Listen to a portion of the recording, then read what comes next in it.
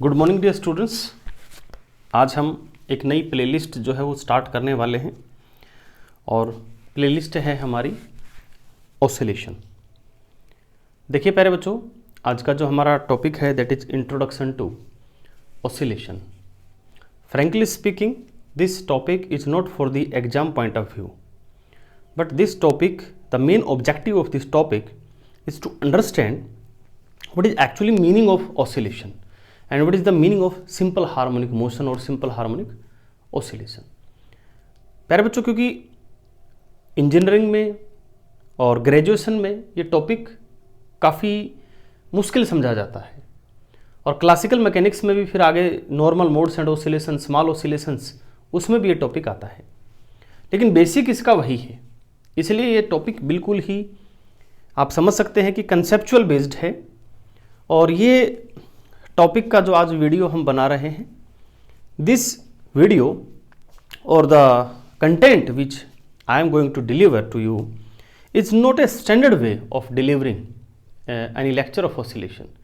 इसमें थोड़ा सा मैंने मॉडिफिकेशन किया हुआ है और वो मॉडिफिकेशन जस्ट टू अंडरस्टैंड कि what do we actually mean by oscillation. तो आप इसको ये मत समझिएगा कि एज इट इज़ बिल्कुल मतलब स्टैंडर्ड वे है बातों को बताने का। ये एक समझने के लिए थोड़ा सा इसमें पार्शियल मॉडिफिकेशन हमने किया है। तो पहले बच्चों स्टार्ट करते हैं हम।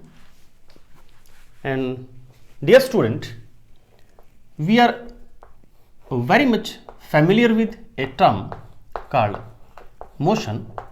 And dear student, we can रफली classified our motion in two parts. Dear student, a motion which do not repeat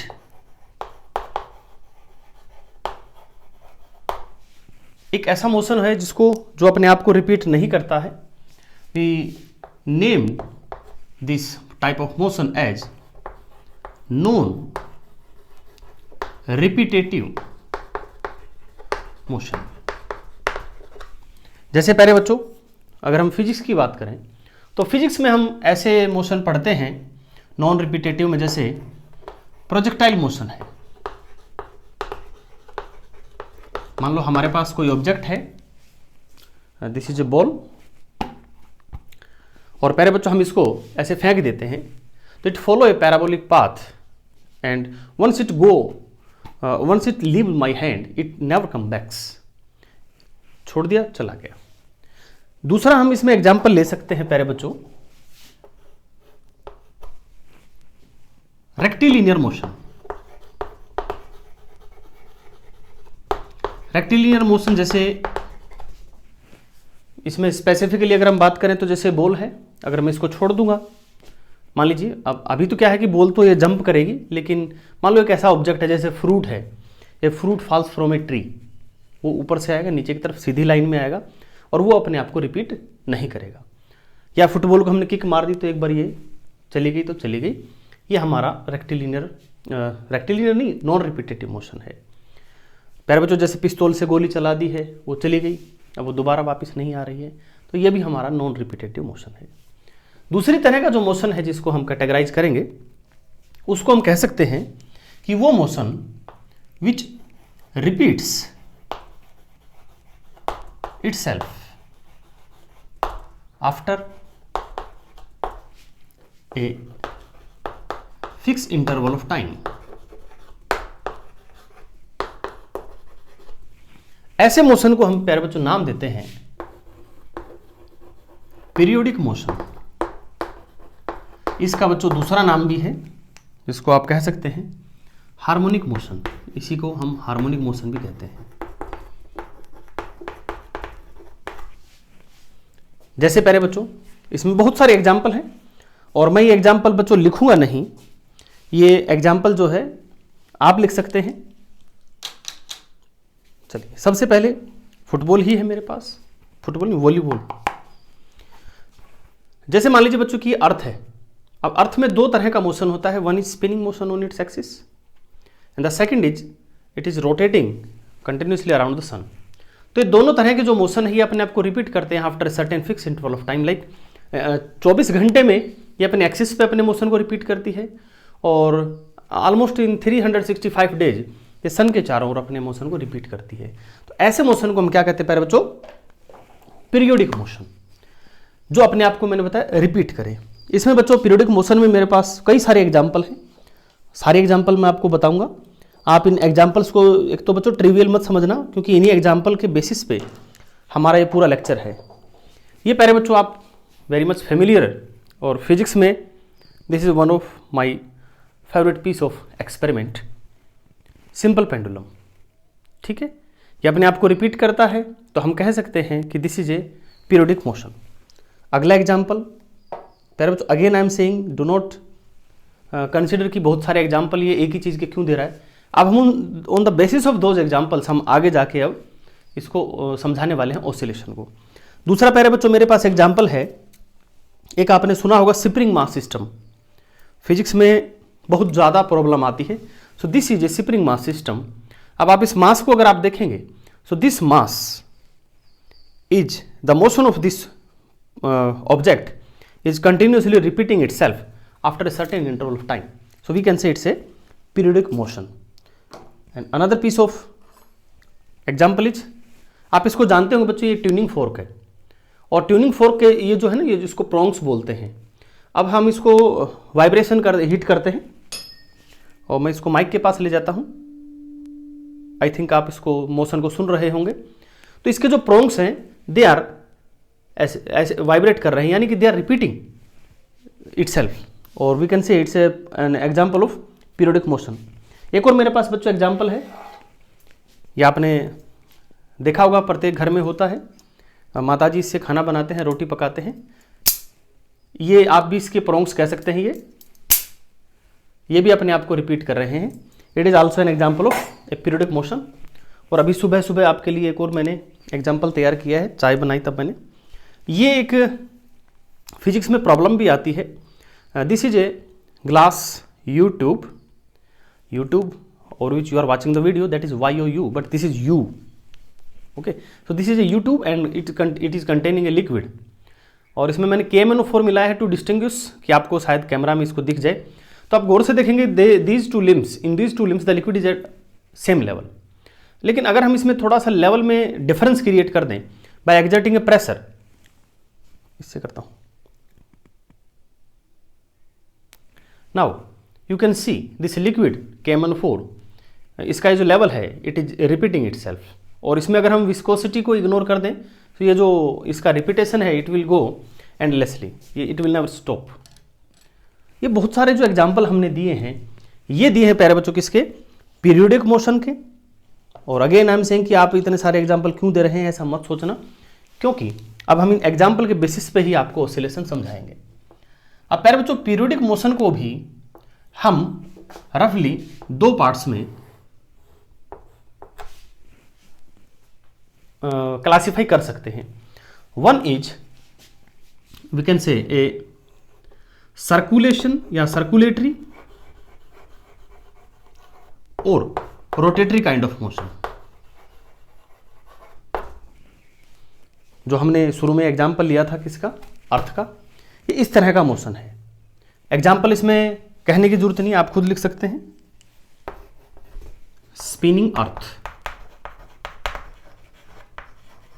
on its own axis, और we can say motion of the earth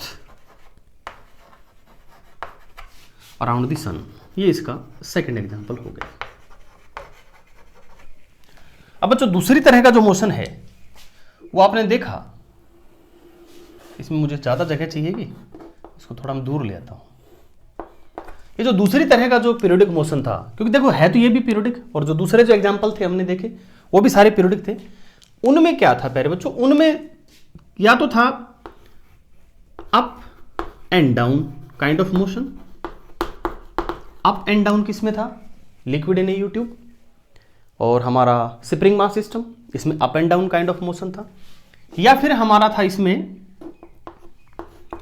to and fro type of motion था, जैसा था हमारा simple pendulum में, it to and fro type of motion. तीसरा था हमारा back and fourth, आगे पीछे, यानी इसमें तीनों बातें आ गई, ऊपर नीचे दाएं बाएं और आगे पीछे। जैसे अगर इसकी बात करें तो इसमें अब आप देखेंगे कि ये आगे पीछे ऐसे हो रहा है। सो इस तरह के जो बाकी एग्जाम्पल, फुटबॉल के एग्जाम्पल को छोड़ के जितने भी एग्जाम्पल्स थे वो इस कैटेगरी में आते हैं। और इस कैटेगरी में जैसे एग्जाम्पल हम लिख भी सकते हैं प्यारे बच्चों, लिक्विड इन यूट्यूब,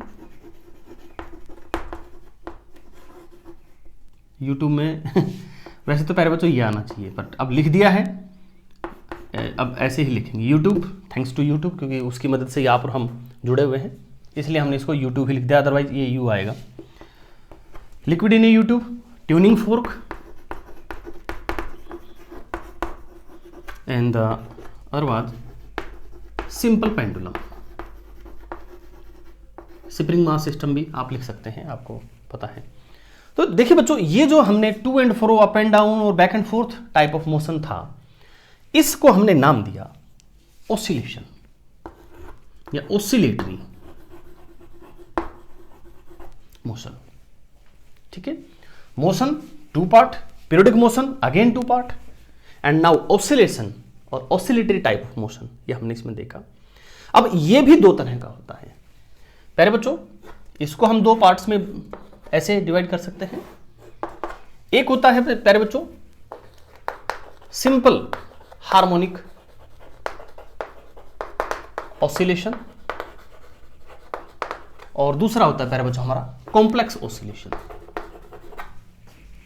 ठीक है, अभी हम समझते हैं दोनों को। मैंने बताया ना, एग्जाम्पल की मदद से ही समझेंगे। सिंपल हार्मोनिक ऑसिलेशन और कॉम्प्लेक्स ऑसिलेशन, तो देखिए प्यारे बच्चों, इस पे डिटेल में तो हम आगे जाएंगे, क्योंकि हमारा सारा का सारा जो फोकस है, सारा का सारा जो हमारी स्टडी है, वो इसी की है। अब आगे ये लेक्चर में तो हमने बताया कि एक्चुअल में सिंपल हार्मोनिक मोशन है कहाँ, ये ऑसिलेशन लाई कहाँ करता है।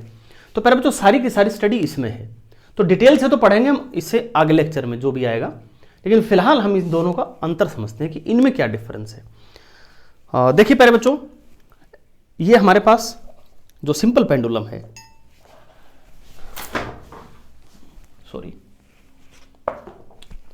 ये जो हमारे पास सिंपल पेंडुलम है, ये एग्जाम्पल हुआ सिंपल हार्मोनिक मोशन का। ठीक है, अब कहेंगे कि कॉम्प्लेक्स का क्या है प्यारे बच्चों, ये एग्जाम्पल हो गया कॉम्प्लेक्स का। अब है सिंपल पेंडुलम ही, लेकिन पहले में और इसमें फर्क क्या है? फर्क ये है कि इसमें तो मैंने इसके एम्पलीट्यूड को कम रखा है, यानी जरा सा आगे लेके इसको हम छोड़ दिया, और दूसरे केस में इसके एम्पलीट्यूड को हमने ज़्यादा रखा है, तो अब ये हो गया कॉम्प्लेक्स। तो सिंपल पेंडुलम का दोनों में ही एग्जाम्पल आ जाएगा, कॉम्प्लेक्स में सिंपल पेंडुलम, और इसमें भी प्यारे बच्चों सिंपल पेंडुलम। और इसमें प्यारे बच्चों ध्यान रहे कि ये कब है, व्हेन एम्पलीट्यूड इज लार्ज। तो फिलहाल इसको मैं कह सकता हूं लार्ज एंगल ऑसिलेशन। ठीक है, इसमें कर सकते हैं क्या, स्मॉल एंगल ऑसिलेशन। ठीक है, अब बात करेंगे दूसरे एग्जाम्पल की। तो दूसरा एग्जाम्पल भी बच्चों वही है, अभी हमने बताया था आपको स्प्रिंग मास सिस्टम। तो स्प्रिंग मास सिस्टम में अगर डियर स्टूडेंट इस ऑसिलेशन की आप बात करेंगे, so this oscillation can be considered as complex.